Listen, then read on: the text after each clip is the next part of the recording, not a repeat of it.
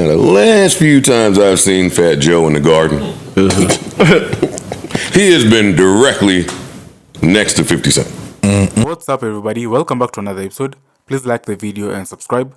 Our target is only 1,000 likes. So Drake's loudest cheerleader, DJ Akademiks, made bold claims against LeBron James from his gaming chair. The podcaster and internet personality now alleges that LeBron James stepped out on his longtime wife, Savannah James, and he claims Drake helped him do it. In a weird rant from his streaming room, Akademiks lobbed many unconfirmed allegations against LeBron, accusing him of engaging in two-man experiences where the two would engage in sex with the same woman whenever he was in Canada. He went on to say that through his unconfirmed sources, Drake supplied LeBron with so many white women that Dr. Umar would be upset.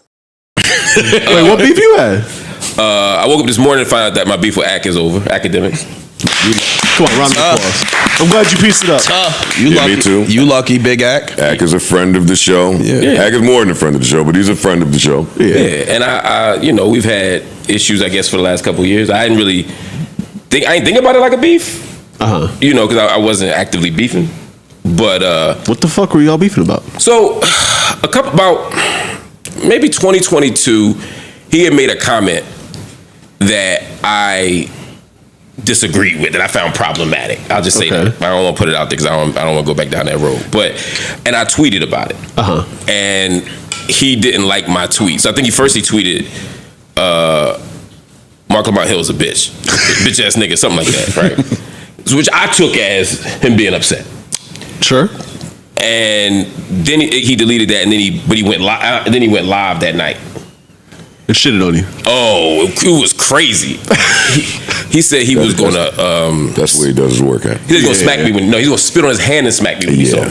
Oh, that's what the live button do. Little Hennessy in the mix. Yeah. Oh yeah. Home. Back at the cul-de-sac. Yeah. I'm getting my shit off. Right. A couple drinks. Get it. Look.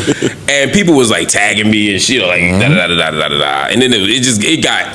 I didn't watch all of it because I couldn't, you know what I mean? But it went long. The video went long enough that I was like, okay, he going in on this. He just really bothered him. And I was thinking, like, we get criticized for a living. Right. And I didn't say nothing personal, but I guess he took it personally. And I didn't respond because I was like, two reasons I didn't respond. One, like, I don't like the back and forth shit, especially when you start talking about violence. Like, I'm not getting on the internet like, you were scared. Terrified. Yeah.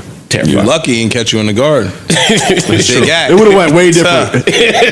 Oh yeah, no, he didn't show no mercy for Big Ak. For Mark. Yeah, that's probably true. But unlike you, I squashed it. I stepped up. If I know somebody, I squash it. But why didn't you squash this? I did. Oh, that's what I'm saying.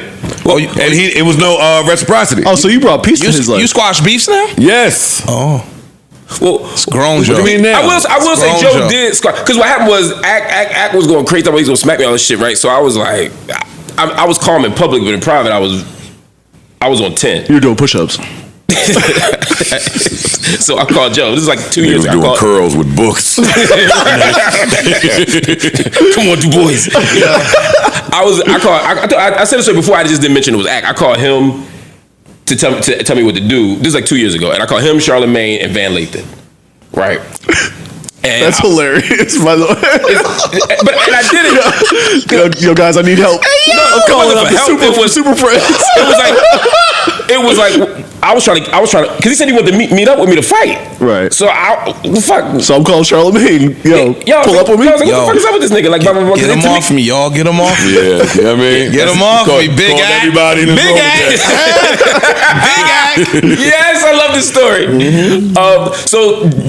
I'm calling each one of them that I thought was going to hype me up to tell me, like, you know, chill out, jump out the window, which is what I was looking for an excuse to do. This nigga is laughing. Because at this point, I only talked to Joe like on the phone like maybe twice. You did not call Joe Budden, Charlemagne, and Van Lathan and think that they was going to put a battery in your back. I thought him and Charlemagne was. I thought Van was. On paper, though, never. Two of those names sound like they might. Understand, Van's the one who texted me the video. So I hit Van back as a courtesy, like, yo, what the fuck is that's his man? Like, what's up with your man? Blah, blah, I feel like Van might do it on the low, too. I think there's an evil Van in there somewhere. There is an evil Van, but Van is reasonable with other people. Just like me, I wouldn't tell none of y'all to do that shit. Oh shit, I think me and Van squashed. Well, nah, let me not take it too far. So I called Joe, and Joe was like, he's like, man, leave that shit alone, man. Like, let that shit go. You Marc Lamont Hill, like, you can't be out here fighting niggas, right? And then I felt like a dickhead for even mentioning it, right? Because I'm like, and then well, you should have. Then Charlamagne told me some story about, he started talking about pigs and mud and some country shit I didn't understand. But at the end of the story, it seemed like he wanted me to leave it alone too. And then Van, I knew what Van was gonna do, so I left it alone. I ain't saying nothing else. And there's been other times when him and Vlad have said shit like, they gonna end my career, right? Okay. Whatever. So I ignore all of it, didn't care. And I was like, if we ever see each other, we'll talk in person. I'm confident I'm not gonna get smacked. So I'm not letting the act do that. Hold up. Come on. I don't need nobody to let nobody not smack me. Oh, then I'll unsend the text. Yeah. So if you don't need that, put the smoke back in there. Put the smoke back in. Let me unsend the text I sent him. So Now you can do it to him now. He said he cool. Put powder on your hand first. Right. They gonna powder you up. Shit. He gonna smack the shit out. So more importantly, how did you end the beef? So basically, what happened was the other day. I guess he made another video about why he didn't come. He mentioned that he hasn't come to JVP, and now that I'm there, he don't feel comfortable. And he didn't say comfortable. Basically, he wasn't coming up here, and part of it, as I interpreted it, was because I'm here, right? Wow. Not like because he got beef, so he don't want to be on the set with somebody. He got beef with, I presume, is the reason. And then when we went to messy ass spaces with the JB TV folk, me and Joe was on there on Sunday, and they told you got something in that contract. They raised the issue. Well, no, Mark knows how to space. Oh, okay. Never mind. And so they asked me the question, and I gave the most honest answer I could, which is I don't have beef with Act. Like I don't have. It's not a personal issue. I said something that he didn't like. It wasn't personal. But I went through the whole bit, and I said I'm not out here trying to have beef with anybody, but at 46 years old, but especially another black man, like that's corny to me. Like what the fuck we gonna beef about? And we definitely got nothing to fight about. You know what I mean? So Act has a voice that people want to hear from. Yes. Yada yada yada. Yeah, I said all that, and it was sincere. And I called the big homie, and the big homie made my problem go away. Got it. Okay. Yeah. So then this morning when I woke up, I didn't say none of that in the 50 tier. I didn't do none of that. You my brother, yo. Black on black. Queens get the money. Right. You went there with all that bullshit.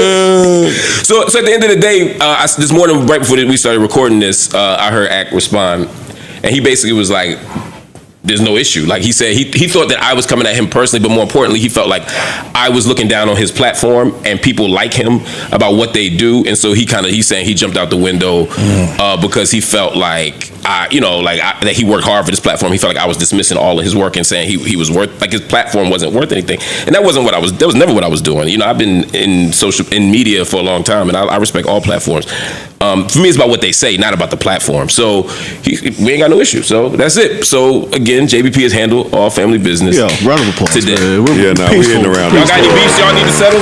We're in the round of applause. No beef. Yes, I'm a bitch ass nigga. Look, I'm at the age where I'm comfortable. People think I'm bitches. I'm okay with that. You know what I'm saying? I know I can fight. I can defend myself. If something come up, it come up. But other than that, that's how I feel. Yeah. Like, people are crazy. Right. I was reading the comments from the game last night. Like, what did they think was going to happen at Madison Square Garden Game 2 playoffs? Like, niggas, do you know how up niggas are? I was about to say with two multi-millionaire black men. Right. Like niggas on the floor. Yeah, like dog. Yeah, that's crazy. The only time I've ever seen that happen was actually with Shannon Sharp when he was at the LA Lakers game when he was about to fight Ja's dad. Oh and all of them. yeah. And they wasn't about to do nothing either. But even the posturing of looking like he was about to was a lot. Yeah, and it looks like a lot. Speaking of Shannon.